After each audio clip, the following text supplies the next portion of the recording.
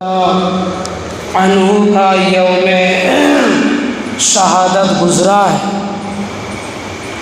اسی سے متعلق آپ حضرات گزشتہ جمعے میں سن چکے ہو۔ سیدنا عثمان غنی رضی اللہ تعالی عنہ کی شہادت کی کچھ جھلکیاں آپ حضرات کے سامنے میں نے پیش کی تھی، اور سیدنا عثمان غنی رضی اللہ تعالی عنہ کا مقام تمام صحابہ میں نرالا ہے۔ تمام صحابہ میں آپ کا مقام و مرتبہ بہت ہی نرالا ہے۔ آپ کے والد محترم حضرت عبداللہ عبد المطلب کے گھر میں پیدا ہوئے، تو ایک بیٹی اور ایک بیٹا عبداللہ جوڑواں پیدا ہوئے۔ بیٹی کا نام بیضہ اور بیٹے کا نام حضرت عبداللہ۔ تو اللہ رب العزت نے حضرت عبداللہ سے فرمایا کہ عبداللہ، میں تمہارے بیٹے کو حامل قرآن بناؤں گا، یعنی محمد صلی اللہ علیہ وسلم، اور بیضہ، میں تیرے نواسے کو سیدنا عثمان غنی رضی اللہ تعالی عنہ کو جامع القرآن بناؤں گا۔ عبداللہ تمہیں بھی محروم نہیں رکھوں گا، اور بیضہ تمہیں بھی محروم نہیں رکھوں گا۔ تو عبداللہ کے والد بھی عبد المطلب، اور سیدنا عثمان غنی رضی اللہ تعالی عنہ کی نانی کے والد محترم بھی حضرت عبد المطلب۔ ایسا گہرا تعلق ہے اللہ کے نبی سے حضرت عثمان غنی رضی اللہ تعالی عنہ کا۔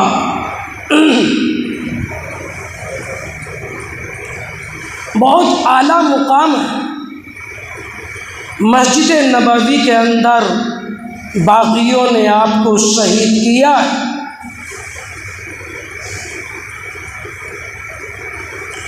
اور مسجد نبوی کے اندر سب ایک ساتھ ہو کر آپ پر وار کیا ہے، جس سے آپ بے ہوش ہو گئے، زخمی ہو گئے، بدن سے خون نکل گیا۔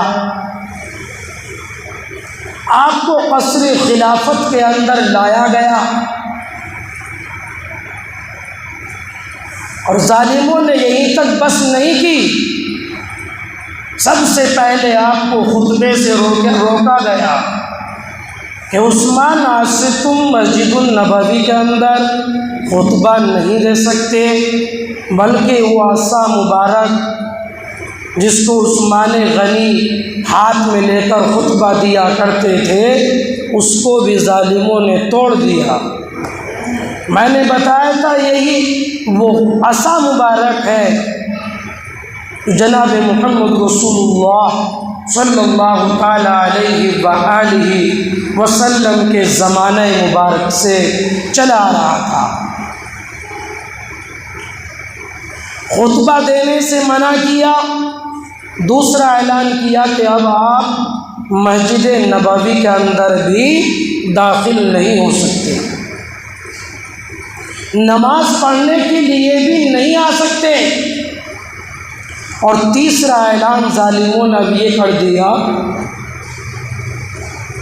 باغیوں نے یہ اعلان کیا کہ عثمان، اب تم قصر خلافت سے باہر نہیں نکل سکتے، چاروں طرف سے پہرے پر بیٹھ گئے کہ عثمان قصر خلافت سے باہر نہ نکل جائیں۔ آپ کو بند کر دیا گیا، آپ کو اندر بالکل بند کر دیا گیا، اور باہر چاروں طرف باغیوں نے پہرا ڈال دیا کہ عثمان آج تم قصر خلافت سے باہر نہیں نکل سکتے۔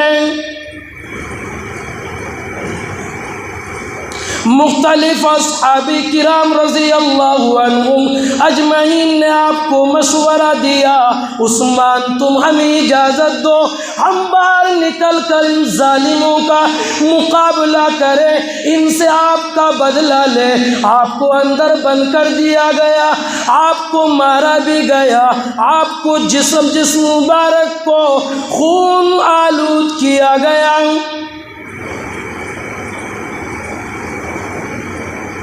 ورنہ عثمان تم یہاں سے نکل جاؤ، یا تو مکہ معظمہ چلے جاؤ، یا ملک شام میں چلے جاؤ، ان ظالموں سے بچ جاؤ۔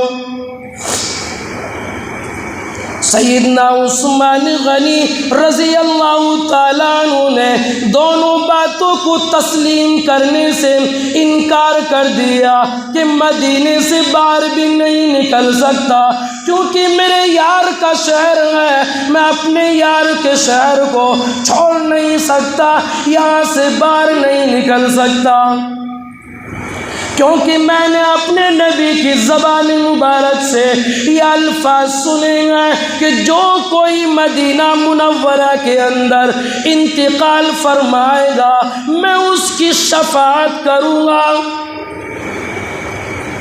وہ میری شفاعت کا حقدار ہوگا، میں اس کو جنت کے اندر داخل کراؤں گا۔ تو اس لیے میں مدینے کو نہیں چھوڑ سکتا، اور میں تم کو قتل و غارت گری کی بھی تم کو اجازت نہیں دے سکتا کہ میں اپنے یار کے شہر کو فساد سے دور رکھنا چاہتا ہوں، لڑائی جھگڑا سے دور رکھنا چاہتا ہوں، یا میرے یار کے شہر میں خون نہ بہے۔ حضرت عثمان غنی کو مدینے کی اتنی فکر ہے، اور ان ظالموں کو کوئی فکر نہیں ہے، بلکہ جو صبح کو سورج طلوع ہوتا ہے وہ ظالم عثمان غنی رضی اللہ تعالی عنہ کے اوپر ظلم و زیادتی پہنچانے میں روز بروز ترقی کرتے جاتے ہیں۔ اور آج ظالموں نے اعلان کر دیا کہ آج سے عثمان کا کھانا بند، آج سے کوئی کھانے کو نہیں دے سکتا، آج سے کوئی کھانا نہیں پہنچا سکتا، کھانا بند کر دیا گیا۔ ارے یہی وہ عثمان ہے جس نے مدینے کے ہزاروں فاقہ کشی لوگوں کے پیٹوں کو بھرا ہے، ہزاروں بھوکوں کو کھانا کھلایا ہے، اور آج عثمان کے لیے یہ اعلان کر دیا گیا کہ کوئی عثمان کو کھانا نہ دے، کوئی عثمان تک کھانا نہ پہنچائے۔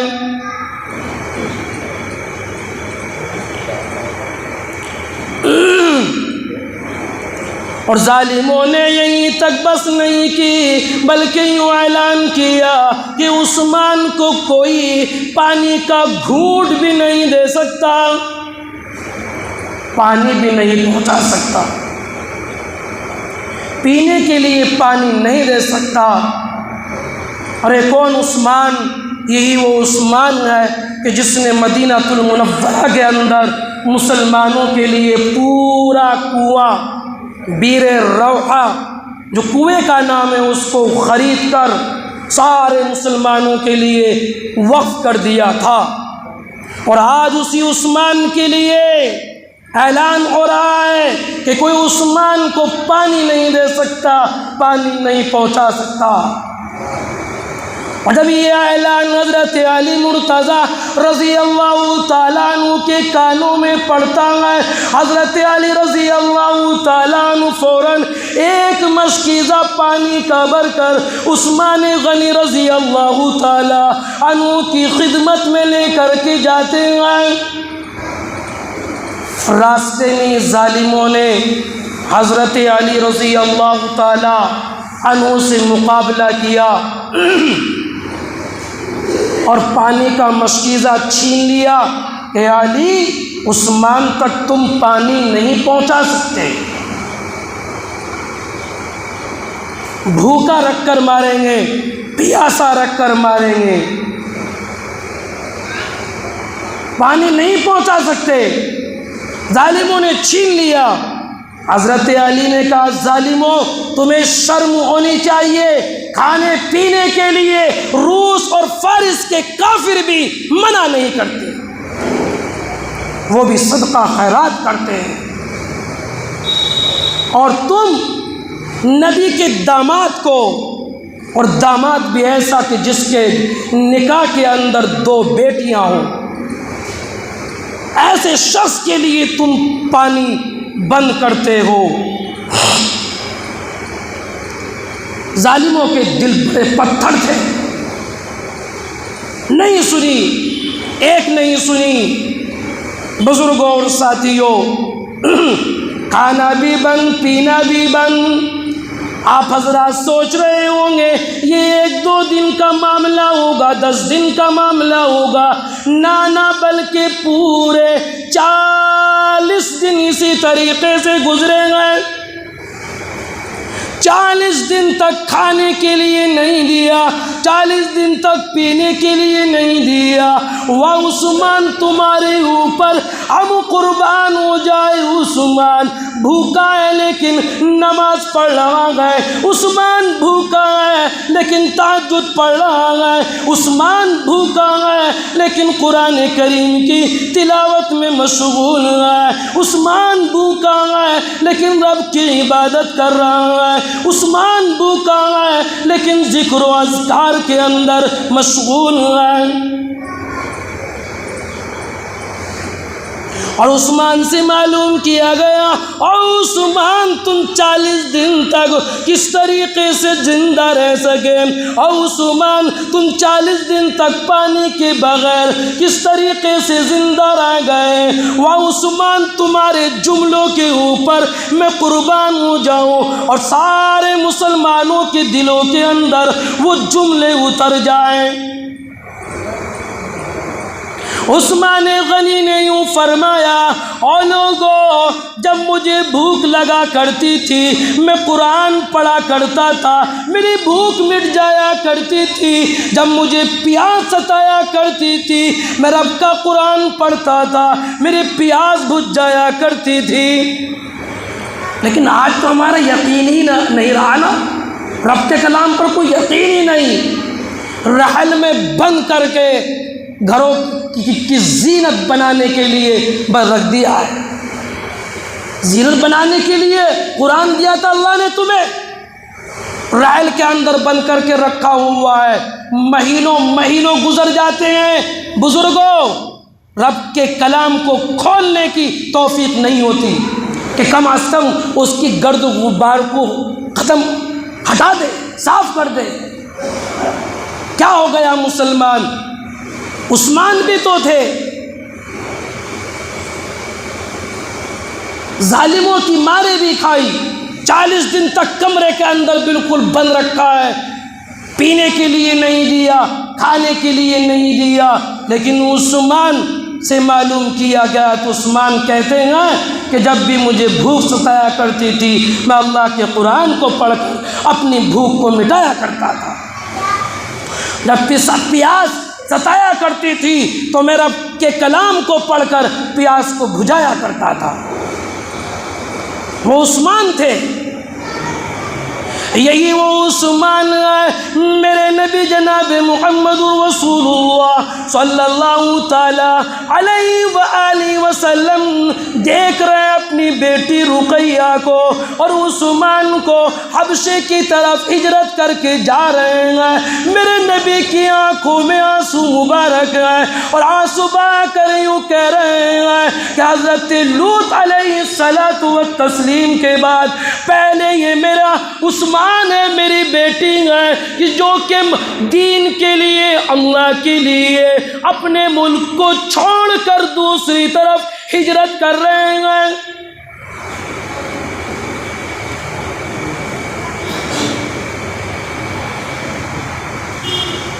عثمان غنی رضی اللہ تعالیٰ عنہ کی ادا اللہ کو بھی بڑی پسند تھی اور نبی کو بھی بڑی پسند تھی۔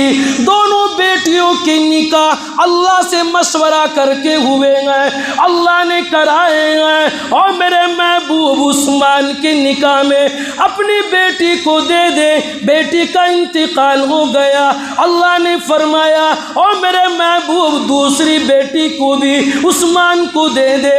اتنا پیار تھا عثمان کو، عثمان کا، اور عثمان کی ادا اللہ کو اتنی پسند تھی۔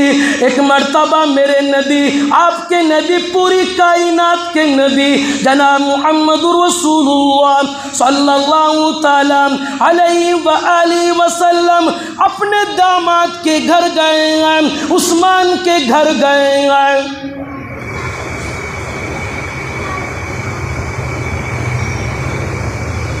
کبھی عثمان جایا کرتے تھے نبی کے گھر اور کبھی نبی جایا کرتے تھے عثمان کے گھر۔ عثمان غنی رضی اللہ تعالیٰ عنہ نبی کے دروازے پر گئے ہیں، اللہ کے نبی نے اس طریقے سے اپنے پاؤں مبارک پھیلا رکھے ہیں۔ ابو بکر صدیق آئے، سلام کیا، چپ چاپ بیٹھ گئے۔ اسی طریقے سے عمر ابن خطاب آئے، سلام کیا، چپ چاپ بیٹھ گئے۔ آتے عثمان غنی رضی اللہ تعالیٰ عنہ سامنے سے، میرے نبی نے فوراً اپنے پاؤں مبارک کو پیچھے کر لیا اور ادب کے ساتھ بیٹھ گئے اور پاؤں مبارک پر چادر ڈال لی۔ ابو بکر آئے، پاؤں ایسے ہی ہیں۔ عمر فاروق آئے، پاؤں مبارک بالکل ایسے ہی ہیں۔ عثمان غنی آئے، پاؤں پیچھے کو کر لیے، اپنے پاؤں کے اوپر چادر مبارک ڈال لی۔ صحابہ نے معلوم کیا، یا رسول اللہ، ابو بکر آئے، آپ نے پاؤں ایسے ہی رکھے۔ عمر فاروق آئے، آپ نے پاؤں ایسے ہی رکھے۔ عثمان غنی آئے، آپ نے پاؤں کو پیچھے کر لیا، اس کی کیا وجہ ہے؟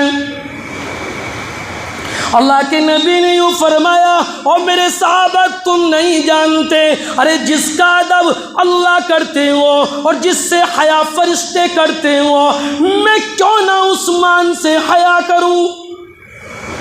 فرشتے بھی عثمان سے حیا کیا کرتے تھے۔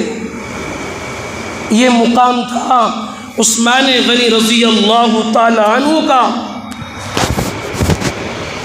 بزرگوں اور ساتھیوں، باغیوں نے طرح طرح کے ظلم و ستم کے پہاڑ ڈھائے ہیں، اور سیدنا علی مرتضیٰ رضی اللہ تعالیٰ عنہ نے اپنے دونوں بیٹے حسن اور حضرت حسین رضی اللہ تعالیٰ عنہما کو دونوں کو دروازے کے باہر بٹھا دیا چوکیدار کے طور پر، تاکہ کوئی باغی آپ کو تکلیف نہ پہنچائے۔ اور حضرت علی رضی اللہ تعالیٰ عنہ کا مقصد تو کچھ اور ہی تھا، وہاں پر دونوں کو بٹھانے۔ بات ذرا لمبی ہے یہاں سے، کیونکہ اگر میں اس کو چھیڑ دوں گا تو بات بہت لمبی بڑھ جائے گی کہ کیا مقصد تھا حضرت علی کا۔ تو انشاءاللہ تعالیٰ یہی مضمون انشاءاللہ تعالیٰ آئندہ جمعے کو آپ حضرات کے سامنے آئے گا۔ اللہ مجھے بھی اور آپ